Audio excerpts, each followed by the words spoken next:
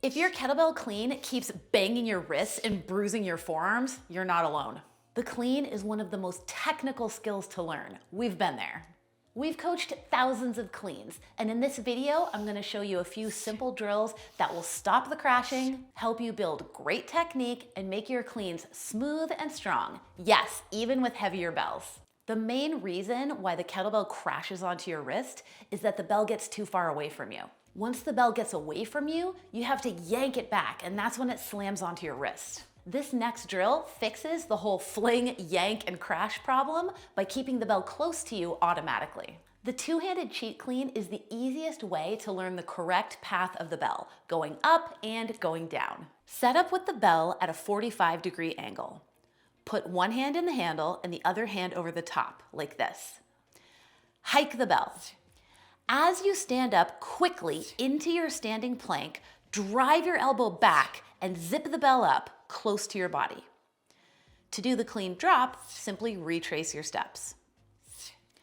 Practice the two-handed cheat clean, focusing on driving your elbow back and zipping the bell up and down close to your body, like you're zipping and unzipping a jacket. One thing that makes it hard to learn the clean is that everything happens fast. In this drill, we're gonna freeze frame it at a key moment. Set up for your single arm clean. Hike the bell. Drive your elbow back ASAP. When you hit your standing plank, catch the bell with your free hand. Your elbow should be behind you and your wrist should be touching your hip. After you catch the bell at your hip, you can spear through into the rack, assisting with your free hand. Practice this drill, focusing on driving your elbow back fast and making sure you catch the bell at hip level, not higher. By the way, the golden rule of cleans is this: hips drive, arms guide. All of your power should always come from your legs, hips, and feet. Your arms are simply guiding the bell into the rack position. If you're like, OMG, the clean finally makes sense, and you want a simple plan to keep getting stronger, we've got an 8-week beginner kettlebell training plan and buyer's guide. It's easy to follow so you can build strength safely and keep improving your technique. Grab it at the link below.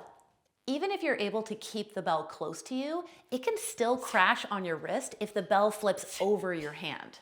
This next drill will teach you how to clean so that the bell magically arrives in the rack with zero impact. The row into dead clean helps fix the flip and crash problem by getting the bell to spiral up into the rack instead of flipping over your hand.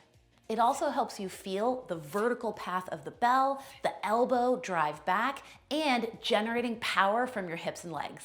Here's how to do it. Get into your hip hinge with the bell between your feet. Do 3 bent over rows. Focus on driving your elbow back. Next, add a little spiral on the bell as you row it. On the 4th row, drive your feet hard into the ground, stand up fast, and spear your hand through. The bell should spiral around your wrist and arrive softly in the rack. Row, row, row, row and stand. The row teaches the elbow drive. The dead clean teaches the vertical path of the bell and prevents it from flipping over and crashing.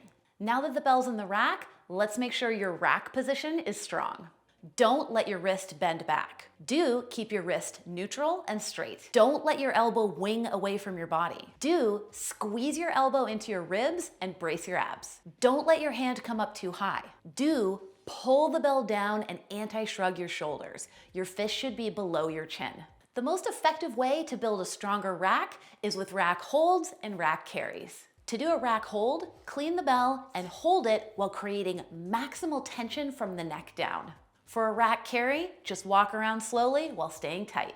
If this is helpful and you want a simple plan to just keep the momentum going, check out our beginner kettlebell starter kit. It has a 4-week beginner workout plan with video demos of all the moves, plus a zone 2 cardio plan, delicious protein-packed recipes, mobility, and more. We wanted to make it ridiculously valuable, so it's only $11. Yay, grab it at the link below. Okay, so we've covered a lot about cleaning the bell up and also the rack position, but you also have to get the bell down. A common mistake is throwing or casting the bell away from you on the drop. When you throw the bell away, it pulls you forward and it makes the whole move feel inefficient, heavy, and out of control. The next drill will show you how to do a nice, tight, clean drop without throwing the bell away from you. The two-handed cheat clean drop is my favorite way to practice this. Cheat clean the bell up. You already learned this part. Keep both hands on the bell.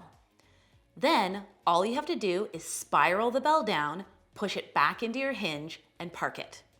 Spiral, push, park. Once that feels smooth, take the helping hand away and do the same thing with one hand. Spiral, push, park. This is a great way to learn how to keep the bell close to you on the drop without casting it away from you like a fishing lure. One quick note. Everyone learns the clean with a light bell. That's normal. But you can get away with a lot of bad habits with a light bell. You can curl it, flip it, cast it, and crash it, and you won't get hurt because the stakes are low. But once you start cleaning heavier bells, you can't get away with those bad habits anymore. The stakes just got higher. So you've been warned. Learn the best technique now with light bells so you can apply that skill to the heavier bells later. If these tips helped your kettlebell clean, check out our full kettlebell clean playlist for more.